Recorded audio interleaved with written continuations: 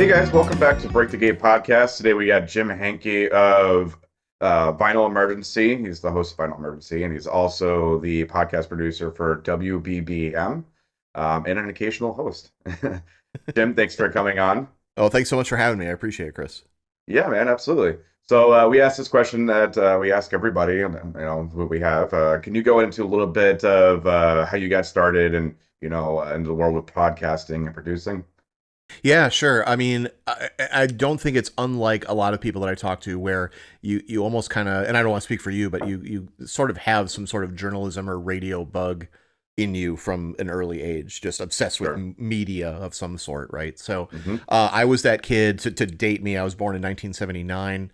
So by grade school, I was out in the backyard, like essentially trying to be a DJ. Like you'd have the two, tape decks in your radio, and I would essentially like play, a George Michael song, and then like, Yeah. hey, that was George Michael, and next we got, Belinda Carlisle or whatever. So I would do that for a while. That was a big thing. I then jumped into writing. Like I love to read and I love to write, and I jumped into writing for the Milwaukee Journal. I think it was just the Journal at the time. I don't think the Journal and the Okay. Sentinel had merged, but they had a kids section called Jump. Interesting. In an Okay. era, it got pressed every week, and at the time, it was like 8 pages long. Like it was like if you opened up the paper, it was the, how do I explain this? It was almost like the magazine length. Like so it didn't read like the sports section or the main section. It was Sure. like half of it. It kind of looked like the Shepherd Express, if you're familiar with the Shepherd Express. Okay, sure. Kind of Yeah, looked yeah. like that. Okay. So they had teen writers like write articles, and like it could be anything. It wouldn't be like hard hitting news, but it would be like record reviews or movie reviews or interviews or that sort of thing.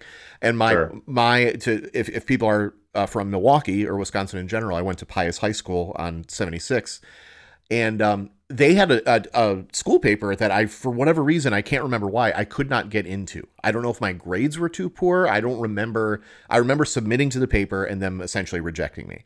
So I was like, Mm. that's weird. So I then like jumped on the, no pun intended, jumped on the Jump section for the Journal, and I was interviewing. Like I got to interview. It was kind of what I do now. Essentially, it was just take the ball and run with it and see who I could get. So I got to interview Yep. like Mike Watt from the Minutemen. I got to review, Nice. the new REM's Monster when it came out, and like Hmm. whatever. And it was just great. It fueled that bug. It completely, like, I thought it was just so great to get that experience and stuff.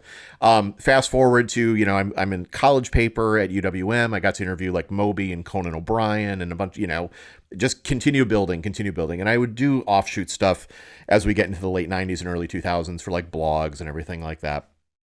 Somehow that turned into doing some PR for Chicago area bands where I played music myself, but I also had the journalism thing. So I felt that I could present bands well to journalists, but then from a journalistic perspective, try to figure out like what I want to see as a band pitching me, what would excite me. So I kind of saw both sides of that. So for a Sure. small fee, I would help my friends' bands out, write their press release, get them some press before their big release show or whatever. Okay. I would get them onto Chicago radio, like to do like little in studio things, and then through that, I just talked with people at radio who were like, "Have you ever thought about?" They knew about my love of vinyl and stuff, and they would ask me questions, and sometimes be on air at WGN about answering people's questions about vinyl's resurgence. A lot of people who listen to talk radio, they're of a certain demographic, and they've got a basement full of records that they don't know what to do with, so it's like, well, Mm-hmm. if vinyl's back, is this worth anything, or blah blah blah. And then that just turned into hosting the Vinyl Emergency, creating and hosting that, and that's been going since 2016. And then that will get to a bunch of the stuff, I'm sure, but that parlayed then into other podcasting jobs I've done since then, for Southern Living Magazine, for Disney, for a bunch of other places, and now WBBM News Radio in Chicago. So that's kind of the Sure. story. Yeah. Okay. So that kind of is a good segue of the vinyl stuff, but because I was going Oh, to ask, sure. what inspired you to kind of get into the medium of vinyl that's, and its influences on people's lives and careers. Obviously, it seems like you're a music fan first, Hmm. and then journalism is kind of second, or maybe they're kind of coincide with each other. Yeah. I mean, journalism was first, but I was always very interested in music from a very young age. I was definitely writing about music before I even thought about playing guitar or anything. Okay. It was almost the opposite, like, of some people. I think some people like gravitate towards playing an instrument first or whatever, and then maybe like seeing what else is out there in the world. And for me, it was always like behind a desk wanting to report on stuff. But then I was like, oh, maybe I could make music with my friends. I don't know, Yeah. whatever. So, essentially in like '09 or 2010, and I always liked vinyl, but it had never been like what you would call a, I hate this term, like lifestyle or anything like that. Sure. But my wife and I got married in '09, and I think shortly after that she said, you always talk about the stories behind songs and the stories behind records and how did so and so make what, and the documentary style kind of like, ooh, I want to learn more about that. And she was like, vinyl kind of gives you that, right? Like there's the gatefold and there's like all the stuff on the back and the liner notes and, whatever. It's like maybe that, we could get a cheap record player and a couple records and maybe that would be fun or like whatever. It's like, oh yeah, that sounds great. So again, this was, if we really want to track vinyl's big resurgence, I think a lot of journalists have tracked it back to more like 2006, 2007-ish is when we start to see a slight upticks, really. So it's not like it's been, I can't lie and say like, oh, I've always been a vinyl head or whatever, but in a way I kind of have been just from being a kid. But that's really in 2009, 2010, that's really when it kicked off for me. And with the show itself, like what we want to, what I want to focus on as far as like, that is you said it. I mean, that's the elevator pitch, is like, it's about how interviewing these musicians and record label people, or even people that press vinyl and stuff. It's like, the influence that vinyl had on their life or their career, or whatever. And I think we get to different stuff rather than your typical interview shows because, I want to put these artists in a light of them being the fan again. And I don't think we get that a lot. You know what I mean? Right. Like if you interview, I've been lucky enough to interview people like, heroes, Ben Gibbard or Billy Bragg, and hearing them talk about the music that influence it goes beyond the influence. We could you've probably read articles or heard podcasts with people who talk about their influences. That's great. Yeah. But if you ask them about like the first things they remember about vinyl around the house, or if they, the record store in their neighborhood or whatever, that's a different beast. That's a different story that you get there. So often they're remembering things that they have maybe forgotten from 30 years ago. And like I say 30 years because literally like Roseanne Cash, that's one thing she told me. She's like, I haven't talked about or thought about some of this stuff in like 30 years. Yeah. Like, thank you for doing that. And I haven't done, it's so funny, I haven't done an in-person, I would very much like to. I haven't done an in-person Vinyl Emergency since before the pandemic. So since probably February or very, very early March of 2020. So everything's been online since then. Sure. But Anthony Mason, I don't know if you know him. He's with CBS News. Okay. And if you see a kind of a known or a hip artist being interviewed by CBS, it's normally with Anthony Mason. That name sounds the one, like, very familiar. Yeah. If you look him up, you'll probably say, "Oh, I've seen that guy." Yeah. So he covers music. He's like the culture, reporter or editor, what have you, for CBS. And he was on Vinyl Emergency because I find him to be a big influence. I find him to the benefit that he has is that there's a budget there with television and CBS being what it is to bring artists back to like, for lack of a better term, where it all happened. Like he's bringing Margot Price back to like the bar where she would play covers at in Nashville, or he told me an incredible story about Neil Diamond once, where he brings Neil Diamond. This was years ago because he very recently interviewed Neil Diamond, but Neil Diamond has Parkinson's now, and it's not, it's sure we're unfortunately going to be losing him in the next couple of years, I think. So this is a very early on interview Anthony did with Neil Diamond.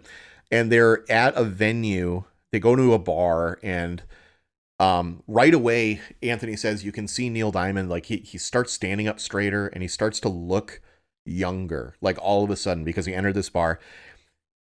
And Neil goes to like the stage and he stands on the stage and he goes, okay, wow, yeah, I played here, whatever. And then all of a sudden, Neil Diamond just points to the back of the room and he goes, yeah, I think it was right there. And Anthony has no idea what he's talking about.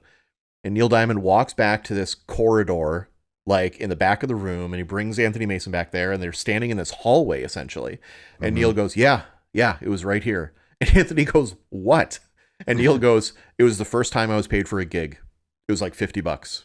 Holy And it's shit. just like, so it's though it's that kind of stuff without it's just me. I don't have the budget or whatever to do a big detailed profile of this artist to travel with them or Sure. bring them to those places. But I guess what I look at Final Emergency as is if I can bring them to that place remotely, that's really what I want to try to Yep. hit at. And if him and Neil Diamond were sitting in a room like at Neil Diamond's studio, you wouldn't get that story, right? Because you're Right. just sitting with them like, okay, tell me about your first gig. And he would Mm-hmm. hear about it. But like to be able to capture that on film or in that moment, to be there as like a um I don't know what you would call Another it. Yeah, level. it's another level. You're there Yeah. as like a through point to that Yeah. moment for that artist again. So that's what I've always hoped people take away. We don't always get there. It's not every episode, but like I really Yeah. try. I really try. So Absolutely.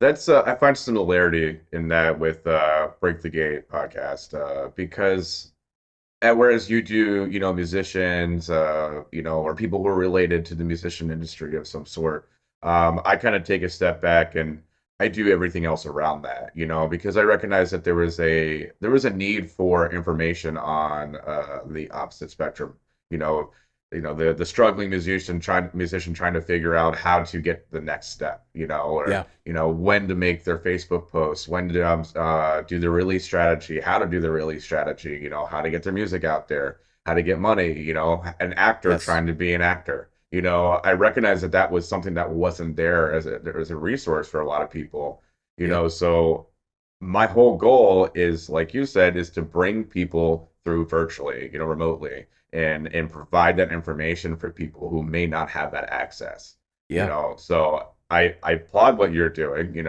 I find the similarities, and I feel like, we're two peas in a pod in the podcasting world. Well, no, I was so. I mean, to give people a little bit of backstory. I mean, I had heard your episode with Mark Solheim. Mark had booked several of my bands when I was living in Milwaukee, at places like the Globe and elsewhere and whatever. So like knowing Mark for as long as I have, but then hearing I very much loved hearing his story and then like his thoughts on things. And I mean, it was really great. And you guys did it in such a cool way. Thank you. Yeah, you bet. And yeah, he just continues to excel and whatever, because Mark was, I mean, I still, we're friends and stuff, but like, I have never really plugged his brain as to like, why did you keep booking us? Like we Yeah. were like at the point you were started to book us, we were not a good band. I think we got there, but we were not a good band, So like what kept you doing that? Essentially. Yeah. So I'll probably get there. I'll probably have him on eventually and it can be just very me centric. I could just be Sure. like, what did you see in us? Yeah. But no, I really loved that episode and heard a bit of the Kevin Lyman one and Yep. yeah, it's just you guys are doing that's what needs to be out there. And I think that like I'm jumping ahead, but I think that's what podcasting needs. If you're thinking of starting a podcast or thinking of doing something journalistically or whatever, where you're going to kind of helm it, you're going to like, Yeah. I'll be the thing people come for or whatever, but like, what is that thing? And it's purpose. It's not Yep. four guys sitting around talking about sports, or it's not, whatever. It's or I mean, because we had so much of that during the pandemic, as people were bored and thought they could podcast, and then look Absolutely. at. I would love to see a chart of all the podcasts started during the pandemic and see how many are still around, Right. because people thought that they could set up a mic and sit in their Sure. kitchen and do this. And Yep. I'm not saying my show's the best. I know you're not saying your show's the best, but like Right. if you show the littlest bit of drive and like gumption and that you love doing it, then it Hmm. can do something for you for sure, whatever that is. Absolutely. But yeah, it's it's Yeah. it's it's rough. It's rough. Yeah, I agree. It's definitely not easy, and I'm very much not the verbal person. I'm typically very quiet. Mm. So I think this is a different kind of like movement for me, Yeah, and sure. that's part of the reason why I wanted to do this as well. Yeah, yeah, But yeah. but I rely on the guest mainly to be able to kind of lead the conversation because it's about the guests, you know what I mean? So Yeah. I Yep. think you have to kind of have that balance too of, not being a person who talks too much, but also be a person who kind of listens, kind of have that balance in between of being able to provide a engaging conversation, but Yeah. also make sure that the guest is number one, Yeah, you for know? sure. Absolutely. Yeah. So you have done over 180 episodes of Final Emergencies, and we talked about it a little bit. So some of the different anomalies you've observed, how artists, label heads, and engineers express themselves through their record collection. Could you go a little bit more into it? I mean, I know Yeah. everybody's got their own stories. Yeah, it's funny because there are similarities and there are anomalies, like you mentioned. So one thing that you can't help but have it come up is like the two bands that really come up a lot for people who are like, oh, when I was young, I was into this, or my parents had this, or whatever. It's the Beatles, of course, like Sure. completely, but also Kiss for a certain, I mean, like very, Interesting. yeah, for a certain age. I mean, like if I talk to a 25-year-old, I don't think I'm going to get that answer. But if I'm talking Sure. with somebody between 40, 35 and 60, I think I am Yeah. getting that answer quite a bit. And that was because Kiss was so visual, really. I Yeah. think they're a mediocre to terrible band, but Yeah. I think that they are, they blew open a lot of minds because of just what they were. They weren't Hmm. showing up in their jeans and their t-shirts playing. They were like, it was a whole spectacle, and that was it. And if you're 11 and Kiss Alive comes out, you're like, what the fuck is this? Yeah. It's like really, it's really cool for them. So that is a, but that doesn't mean that the first half hour of our show is them talking about Kiss. It's just like Sure. that's what they remember a lot or whatever. But there are a lot of change. There is a lot of difference because of many things: family dynamics, location where they grew up. Everyone's starting point or launching pad and stuff are going to be different. Like a couple examples I thought of were Speech. Speaking of Wisconsin, Speech from Arrested Development. People know them from the 90s. His dad owned a club in town, so he was always getting records in to either play at the club Mm. or to Hmm. book those artists. So for Speech growing up, it was just like he had a cavalcade of funk and soul and R&B and rock and like whatever that he could go through at his house because his dad kept getting records, right? Sure. Greg Graffin from Bad Religion, he says, um, my parents went through a divorce and there were mom's records and then there were dad's records. And it was just Mm. like felt very different in that way. Hmm. It just like I'm not a child of divorce or whatever, but like I can imagine like the differences in houses, when you're growing up, like as when he was 8 or 11 or whatever, it feels very different.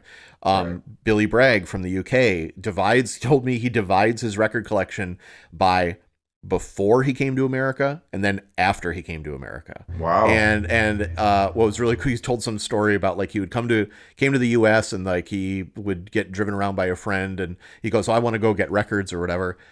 And his friend would take him to the place where he could get like, really rare Depeche Mode singles. And Billy Bragg's like, Yeah. I can get this in London for, nothing. What I Right. want is the American folk records. I want the American blues records, stuff that we don't get over there, Mm. So, but it's just interesting to to hear about a record collection that's divided in that way rather than a Sure. standard alphabetical or by group or like whatever. So Right. yeah, I mean, there's no exact pattern, and that's what's so amazing is like there's no exact pattern in all of us, right? Right. Um, but and that kind of goes to like the assumptions that you can make about people. Lisa Loeb is just like a real recent interview, and her telling me that like yeah, I loved vinyl as a kid, and then I DJ'd at my high school radio station, and then in college I was the people who I was the person people came to fix turntables. Like somebody would bring a turntable in their dorm, their needle wasn't working or the wiring wasn't right on their Yeah. speakers or whatever, and I did all that. I'm like, what, you like Wow. it was just awesome, and Yeah. those are stories you might not get other places, you know what I mean? So Sure. it's like, and because we're talking about vinyl specifically, we're not talking about when was your first gig, how Right. anything like that. Because of the tactileness of vinyl and remembering what you're doing with your hands and where you were when you saw this and what this smelled like and like whatever, Yeah. those are the bigger triggers that get into deeper stories rather than like Absolutely. name me your 5 favorite bands. It's like that's Yeah. where will we get with that, so. Yeah. I think too, vinyl is so organic.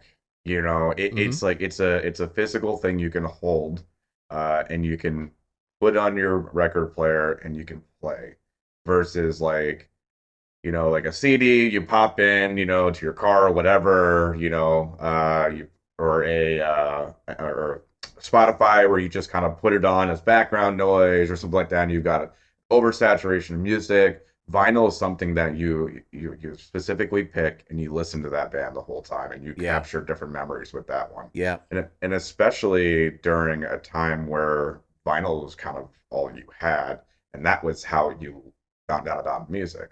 Yes. Yeah, exactly. So, I had a experience, never got to have him on the podcast on any show we did. We tried to for Biscuits and Jam pre-pandemic, but then we lost him. John mm, Prine, singer-songwriter John Prine. mm, He did a record signing at Grimey's in Nashville when my wife and I were living there, and I went up and I had some of my John Prine records are used records, ones that I found elsewhere, and they've got other people's names written at the top from the music collection of so and so. wow. So I brought him to him and he goes, yeah, we would always do this because we would bring our records to parties. We would bring our records to somebody's house and Yeah. then we'd want to find who brought what, or, I'm sure 5 people would have brought Dark Side of the Moon or something like that Sure, to a yeah. party. So think about that aspect of not just like a collection, right? Your record collection being yours and you listening to it in your own home. But think Yeah. about like, hey, I'm going to have a party and then like each of those couples you invite over bring 5 or 10 records. Like that's I need to do more of insane. those. Yeah. Yeah, right? I mean like now people just bring their phone or bring their, Yeah. whatever. But that's an amazing thought is just that like at the end of the night we got to divvy up who brought what. Yeah, and that's what why you see people's names or addresses written on stuff. Maybe the next live vinyl emergency do a vinyl party. Ooh, I love that. I love that. Yeah. Don't bring anything worth anything. Just Right. just bring Yeah, your exactly. dollar shit, and that'll be fine. I don't want to be responsible Yeah. for anybody bringing their $250 copy of Right, exactly. some Bjork import or something like Right, that. right. So, The yeah. Beatles White Album or something. Yes, right, right, right. So, you have, as you talked about, you've had the opportunity to interview quite a different, quite a bit of difference. Sorry, I'm still waking up here. Oh, all good. Range of musicians, such as like Wilco, Foo Fighters, Run DMC. How do you approach reaching out to these bands, press, the secure interviews? Yeah, I get asked this a lot by frankly by friends of mine. Like who are Yeah, like, well, how did this likewise. happen? Yeah, right, right. Yeah, yeah, yeah. Yeah. So, I'll start very simply and then I can kind of get into it, but like the simple answer is just asking. But that doesn't Mm-hmm. mean that that is always easy. Like if you look back at Sure. Vinyl Emergency, the first 4 episodes are with friends of mine. Like people who like legit like not really musician, but like friends of mine who were like record collectors. One of which was a musician, but he was like in one of my bands growing up. So it wasn't until the 5th episode that I got to somebody that I didn't know personally, and that was Jay Ryan from the band Dianoga that people might know from like the late '90s. They were a Sure. really great Chicago instrumental band. They had 2 basses and drums, and it was like fucking phenomenal, just really Yeah. really great. And he invited me to where he does silk screen posters and stuff. There's a Jay Ryan right here. There's a Promise Ring one. I don't Oh, know. dope. There's this one right here. Yeah, yeah, yeah.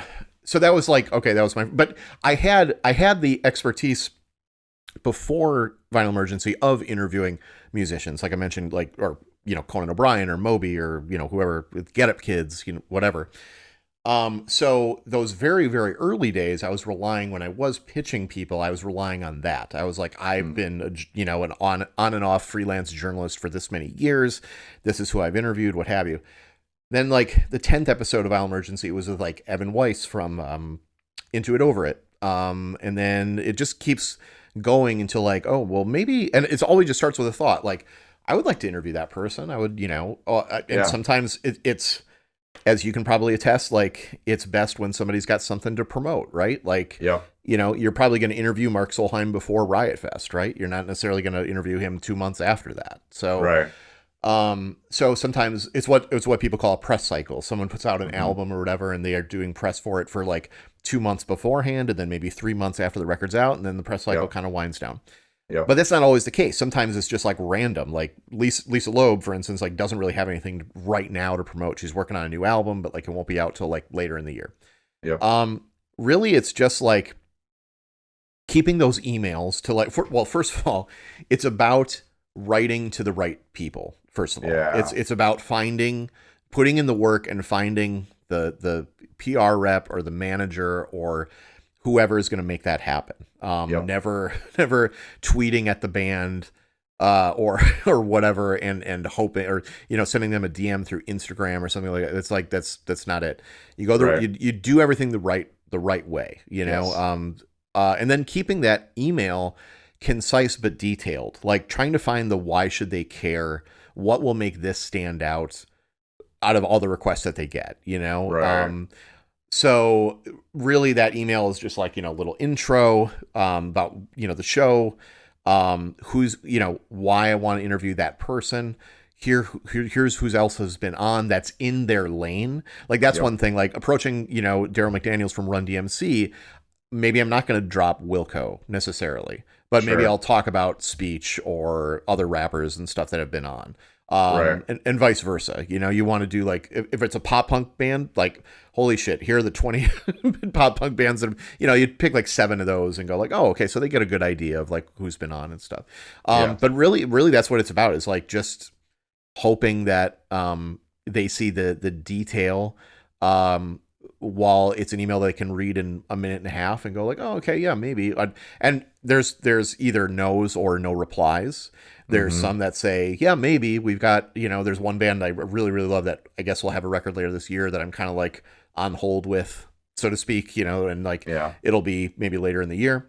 Or then there's the, yeah, how's, let's set something up. And it's like, oh my God, great. Like you just try. You just try and Yeah. try and try. But it is about having that history, right? And showcasing Yes. what you've done before so that people can trust you. That press person is trusting you with that half hour or hour with that artist, that you're not going to be shitty, that you're not going Yep. to be weird, that you're not, Yeah. whatever. So it's like, so I'm a fanboy of like so many of these artists or whatever, but like it's important to get across to the person who's in charge of their schedule that like you are a legit thing. Right. And that's the weird thing, is that it's Yeah. like I've managed to do all this, and it's still, this is just my little office. This is not Yeah. anything, I'm not Marin. I'm not it's weird, so Yeah. I have to stop myself every once in a while and look at the guest list and go, holy shit, like this is Yeah. like somebody thought and there are a couple, I'll be honest, there are a couple of guests that I'm still in touch with, like through like Instagram DMs or texts, like Yep. weekly, that I Yep. never thought would be, members of Jason Isbell's band or like whatever, where it's just like, holy shit, like I have like a legit, you know, friendship, quote unquote, with some of these people or whatever. Yeah. Or somebody, Anthony Mason, will see like, oh, you interviewed, oh yeah, I loved interviewing them too, like whatever. It's like, oh my Yeah. God, great. It's like that kind of keeping those connect. And I think the originality of the show, hopefully that's what's sparked the keep the connection there. It's they Sure. haven't looked at it as just another interview, so that's why they are okay with staying in touch with me, which is super nice. So Yeah. yeah. I think you hit the head of the nail there.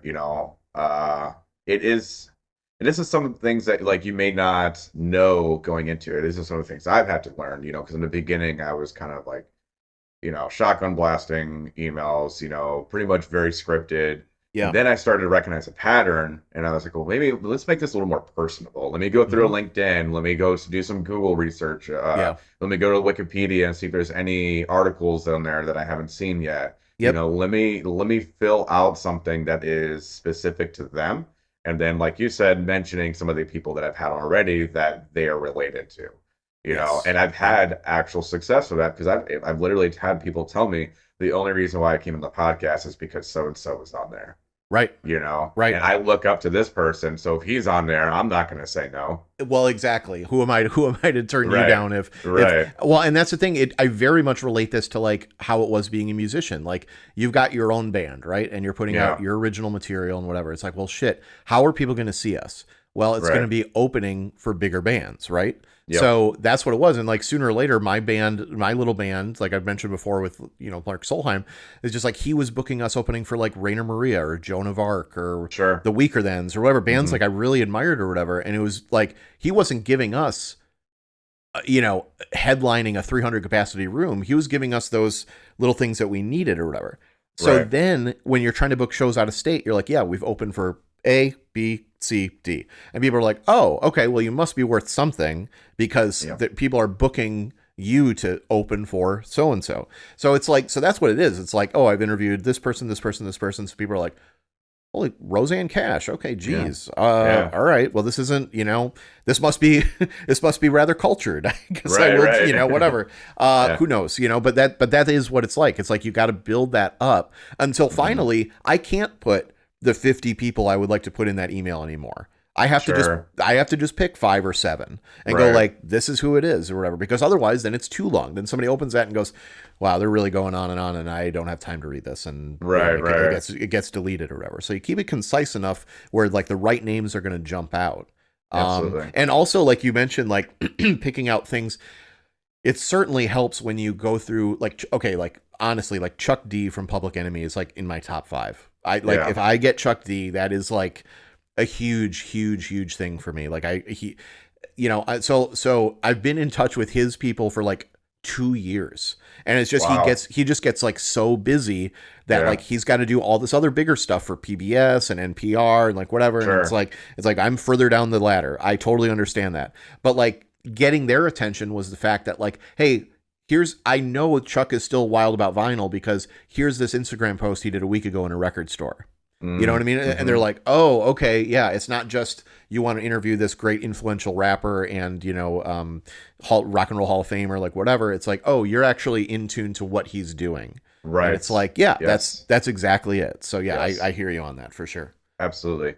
Do you feel like you need to know a few substantial people in order to kind of get ahead? Or do you find that there's also value in just kind of starting from the bottom, not knowing anybody besides your local promoter? Well, there's no you don't need to know anyone to be able to start what you want to do. That's for Yeah, damn sure. Like sure. you should be doing it for yourself no matter what. Like I can look Yeah, at Vinyl Emergency and go, it would be a bummer if all of a sudden we had just 5 listeners, right. but that's 5 listeners more than what I would Yeah, do it for. Does that kind of make sense? exactly. Like It does. Yeah. I would still do it. You know what I Yep. mean? So anybody can get started doing it, but there's definitely advice I would give as far as like how you do that. Like, Yeah. and maybe this parlays into something later or whatever, but like I'll go back to it again. Not everybody can podcast. And I'm not saying that my podcast is the best. But there are people who like just, there are shows that can click record, click stop and put it up and not edit. And it sounds fucking great. Yeah. But there are people who do the same thing and it sounds awful. Yeah. It's a pain and it's tedious to listen to. Yep. I liken it to I always use the analogy of stand-up comedy, right? Mm. So you go see a stand-up, and I'm not talking about like somebody super huge, but like let's say you go to a comedy club and you see a comedian that you really really like or whatever, and they're up there for 20 minutes or half hour and everything seems off the cuff. They hit the right beats, everything's great, right? And you're like, wow, that person's really great. And then you go, I could do that. And the reason you think you can do that is because it looks and it sounds and it feels so easy, right? Right. The hours that went into that person making it look and sound and feel that easy are Yeah. astronomical. They Absolutely. spent sometimes they've spent 20 years perfecting what you just saw to make it look so off the cuff. And that is Yeah. exactly what has happened with podcasting is that people Yeah. hear somebody in their ear for an hour and they go, I can talk for an hour. Sure. Not everybody can talk for an hour. And Right. especially it shouldn't, to go back to what you were saying about not talking too much. Some people shouldn't talk for an hour and again, give that to their guest or whatever. Right. So it's, it is, really tough to weed out like I mean there are plenty. I will put in there's an author that I'm hoping gonna book a author who's written music related biographies and stuff that I really want to have on. And I went to hear another episode that he did and I couldn't get through the first 5 minutes because the host was just so detached and Mm. just did not lead the way into that conversation. Sure. And also the I'm not sure whose fault it was, but like the guest, sounded rather poor in quality or whatever. So Yeah. it's like, well, two strikes right there. It's just like, ugh, like I'm kind of rambling right now, but No, it's okay. that's just the thing. I relate it to stand up because it's just like Yeah. it makes people think they can do it, and then they Right. realize everything that's involved in doing it. It's like this is too hard. I'm not Yeah. doing Yeah. this. You don't know that stand up did that same set the same way for two people in Wyoming, Right. right? I mean, Right. but yet then they did it for 400 people at wherever. It's Yeah. like they had to craft that. They had to do that. For so long, and it look when you see something look easy, it's just not, Yep. and the fact that Agreed. Vinyl Emergency, some people say like, man, I can't believe it's edited. It's like, well, it sounds and edited meaning like, oh, I'll just get rid of that question, or I'll get rid of my ums as much as I can where it still Sure. sounds natural. There's a lot. I'm sure you can attest to that. There's a Yep. level of editing where it's like, whoa, this no longer sounds like a natural conversation. This sounds Yeah. like two very halted individuals having a conversation. Yep. Absolutely. Yeah. So yeah, the advice I could give is all over the place. But Yeah. to go back to your original thing, no, you don't need to know anyone to start doing what I do, but building your experience is absolutely important. There's no way Yeah. I would have gotten the other jobs, like actual money for doing what I do Yeah. without building my resume, my LinkedIn, Absolutely. especially, It, so it, yeah. it takes time to, I mean, every day you have to look at ways to strengthen it. For me, Mhm. I always listen to my podcast and I critique them, and I Yeah. say, okay, I got to do this better. I got to stop, doing this and this and that. And, there's been a progression from the very first episode, which was Yes. trash. Oh, for sure. Absolutely. Go Yeah. back. Oh, I mean, so this is actually funny. I thought about this the other day. If you are trying to turn somebody onto a band, how often are you actually giving them their first album? Right. Probably not, right? Like, I Right. mean, like in general, like the Promise Ring. Like, I'm lucky enough to call some of those guys friends. Love that band forever. I would not necessarily have them start out with 30 Degrees Everywhere, right? Like Yeah. that is, so go back and listen to my first episode, like, and then listen to the most recent ones. Like, their changes are drastically different, and that's Yeah. what's cool is that you can go back and hear that and go like, oh, okay, like I really have. Or if I go back to episode 50, like there's also like big changes from episode 1, but big changes to episode 180. It's Right. like you can hear them or whatever. But I thought about that the other day. Is like you wouldn't necessarily always give somebody the first episode to listen to, Yeah. and oh, go back and start from the beginning. Well, unless it's telling a story, you don't need to do that. Sure. So yeah, that's just all. Yeah. Again, I Yeah. feel like I'm rambling. I apologize. Yeah, no, about you're that. good. You're good. I like this conversation. Yeah, my next question too is, was talking about the significant growth during the pandemic. Yeah. And you talked about it a little bit here and there, some of the key insights and observations you've noticed about this. Hmm. And, but I'd like to go a little bit more on the impact of on the independent journalists and podcasters that you've noticed, because Oh, there's an sure. insurgence of it. Yeah. I mean, like, I think, my advice would be like again, is just to do it because, yeah, and use what is around you to help you out. Uh, Social media might make it look like everybody is like, okay, like I think on Vinyl Emergency's Instagram, there's 3,000 followers, right? Mm, But whatever, that's a very small amount compared to a lot of people doing, a similar thing. They've got maybe less episodes, but more of a social media presence, like whatever it sure. is. I've been able to talk to heroes of mine, but I have no team. My buddy out in Atlanta, Brett Miotti, is the one who helps me with like he does all the episode graphics. Yeah. So it's like, oh, there's a new episode. Oh, great. It's this like pretty sharp looking, individual episode graphic. I think that's Sure. key. Yep. But like, for an independent journalist, it takes about, like what I mentioned before, it takes about 10 minutes to find who you should be talking to make what you want to have happen. Like if I, Right. want to interview Ben Gibbard or Frank Turner or, whatever, it's like, Okay, I can find that information pretty quickly. And if it's tough to find, I mean, I will tell you, this is I really don't mean this to sound like a fucking like name dropper or whatever, but like Chris Carrabba from Dashboard Confessional and we did an episode maybe in December of 2021, I think. I could be wrong. And Chris has been in touch with me like since we've talked about stuff. I went to go see, he did a weird show on somebody's front porch like a while ago, and I brought my kid, you know, and whatever. And like Chris has been an absolute like sweetheart, like after the show, like keeping in touch from time to time. Fucking awesome.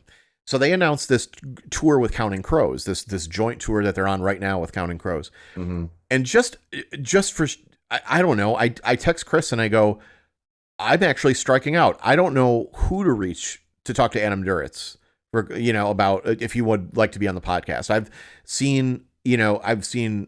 done all my research. I've done what I can do, and I can't find any way to contact press, to contact a manager, anything. And like within a very short amount of time, Chris goes like, got it. And like all of a sudden I get an email from somebody representing Counting Crows going like, hey, Chris gave me your info. I think this would be a podcast Adam would want to do, blah, blah, blah, blah. Yeah. Like, that's crazy. Like, that's that's you know, but that just shows that like sometimes it can't be done. And then all of a sudden you have this connection that you didn't think would ever be a connection. I didn't think when I heard the first couple Dashboard records that this guy would be texting me, you know, like, what are we talking about? That's insane. You know? So like, I was trying to get back to like the independent journalist thing, but like, you know, email should be, we talk about what the email should be like, here's this, here's that. It all just depends on what you want it to be. Like if you want to join Consequence of Sound, Stereo Gum, Rolling Stone, you want to do that. So, I mean, it has to start, you have to show that you've been doing this a long time and, you know, whatever. I mean, you just have to be to show your worth and stuff. You know, but there are people out there that are doing it really, really well. I'm not on TikTok or anything, but like there are people who are driving their own lane by those methods, and getting to do the same types of things, which I think is awesome. But it's that drive. It's that like, you know, if it keeps you up at night to like, you know, I really want to talk to this person, then that's what you should be doing or whatever. We're just in such a different media landscape than we were when I was growing up. When I was growing up, it was Rolling Stone and Spin and Alternative Press and like blah, blah, blah. And yeah, you wanted to see a byline in those things. And now it's absolutely not that. Now, I mean, if you would have told me you'll have your own, essentially, let's call it internet radio show, like, which like, let's say that, because that's like, essentially what a certain generation kind of calls it or whatever. And I'd be able to, on my own, reach out to these people and have them, you know, these people's representation, have them on my show. I'd call you crazy because I think I would have to be working for Rolling Stone or I would have to be working for Spin to make that happen. But now in 2023, that's like easy. Like that's crazy to me. It is crazy. So yeah, I don't know if that answered your question remotely, but I mean it's just actually, you know, okay, good. Good. So you can you go a little bit into your work with the WBBM stuff? Absolutely. So BBM had an opening. Honestly, I had been freelancing. You know, we can talk Biscuits and Jam. You know, maybe a little bit, but like I had built up a resume. BBM had a podcaster's position open. They essentially kind of hit restart on what they wanted their podcast arm to kind of look like. And I've been with them since the end of like right after Thanksgiving. I think I started the Monday after Thanksgiving with them, and I've been with them since. So my job is to produce podcasts, and what that all involves for people who, you know, something like this is unscripted. Can you believe it? But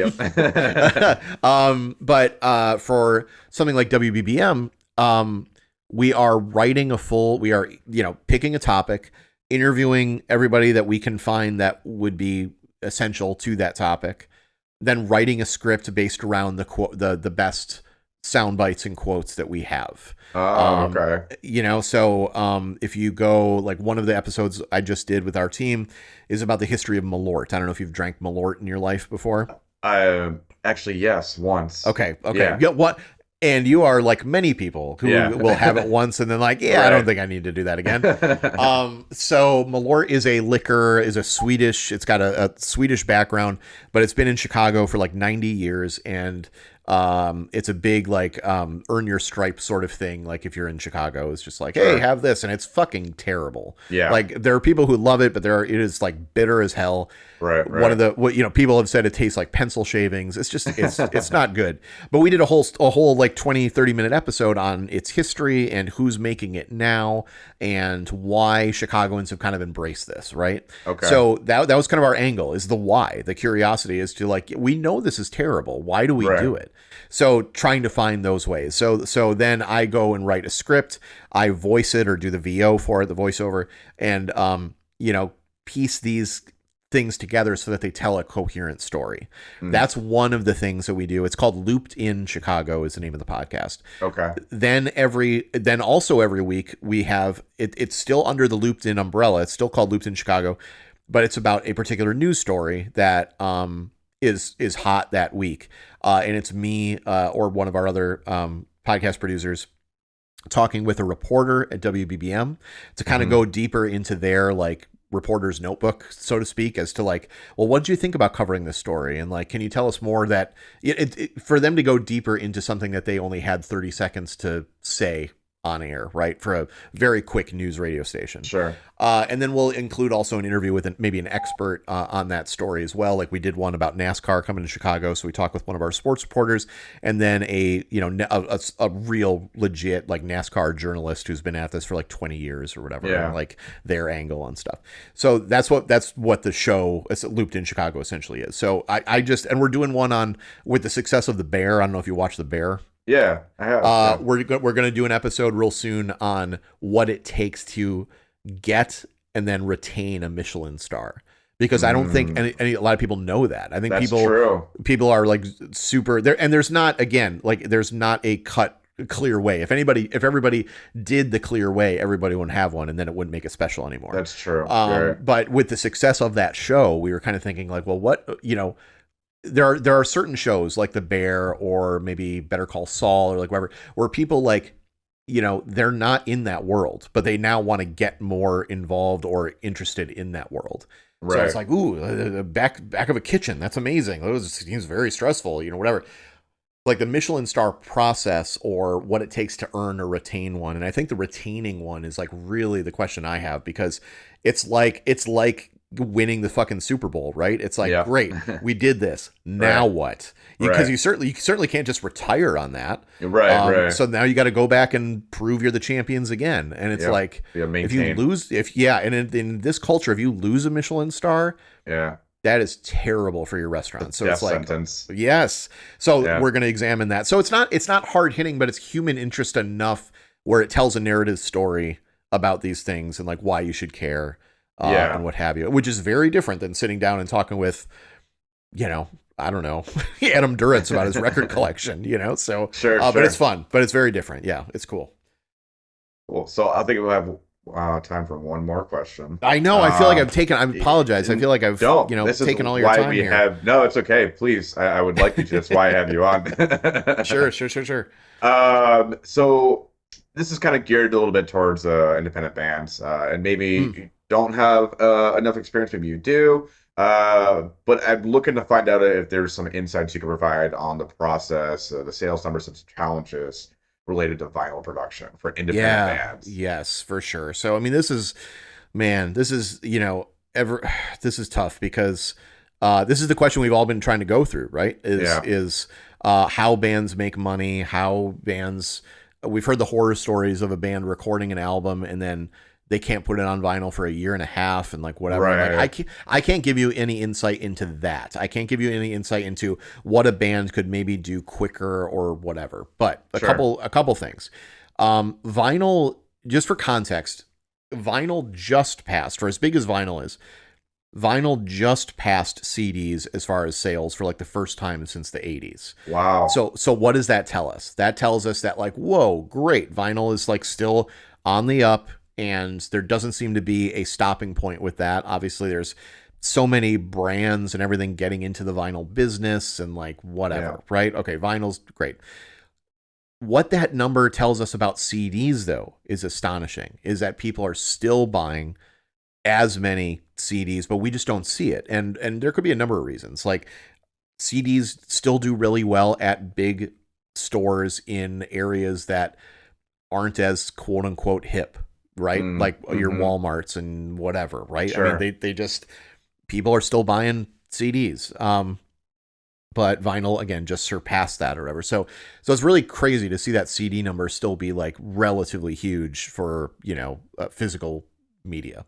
The bottlenecking that is happening at record plants, what I've found in talking with just reading, but also like interviewing people and stuff, is it is not so much your big.